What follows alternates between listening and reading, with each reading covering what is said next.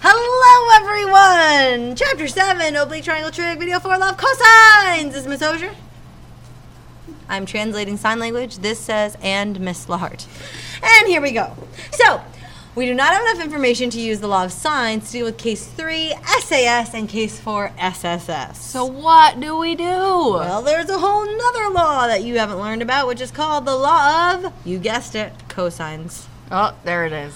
Okay, now what you need to realize about the law of cosines is that we list A, B, C, all that stuff, but it just represents side, angle.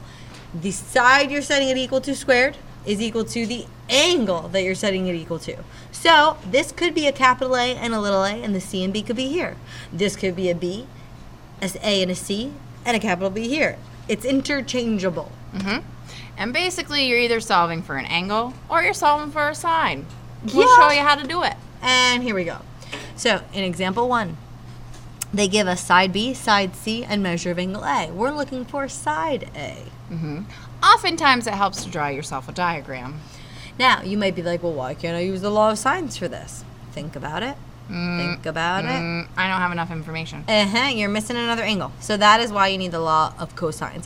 And it's usually when the two rays, sides of the triangle in this case, that create the angle, when you have those and the angle in between. Mm-hmm.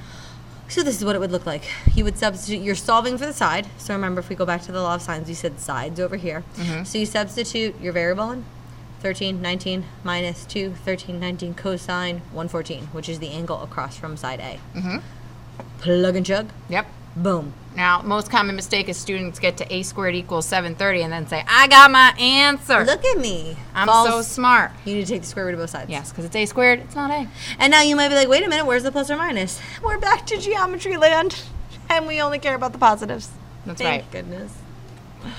Next example. Okay, now we are looking for measure of angle A. Okay. Well, you might be like, why don't I just use the law of sines? Because we're saying you have to use the law of cosines. Exactly. So, in order to get the measure of angle A, we need to know a little bit more information. Okay? If you're trying to find an angle, you need the sides adjacent to it, basically, in order to solve for it. So what we do is, we use the information that we're given, and we go after what side C would be. So that's what all that jazz is. And now that we have that, Okay? Now we can go back and plug in law of cosines. Okay? to solve for A. To solve for A. So you have 32 here now. Yep. So now we're doing 32 and 16 as the sides inside of the, on the right side of the formula, I should say. 28 is the side across from the angle we're looking for. So you're going to do all the math. Now, this, remember, you're trying to get everything by, you're trying to get cosine A by itself, so you would subtract 16 squared, you subtract 32 squared, and then you would end up dividing by the piece that's with the cosine. Yes, do not try to add this to both sides. This whole thing right here is being multiplied by cosine A, so you have to divide in the end. Okay? So Boom. you get all that info, and then you get cosine of A, so cosine of -1 to get your angle measurements, and you got 61 degrees. Boom, boom, That's it. boom.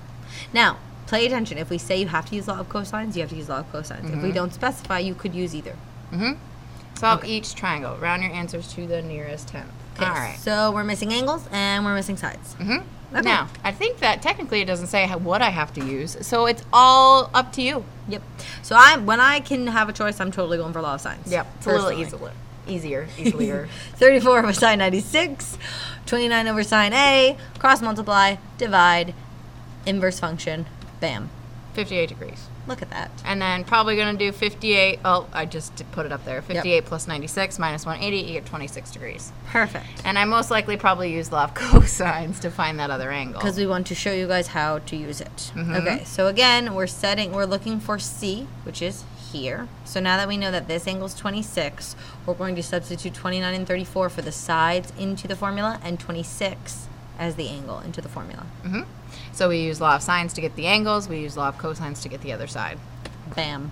Look at that. It's just another formula. We will talk more in depth about what you need it, or excuse me, when you need to use it exclusively.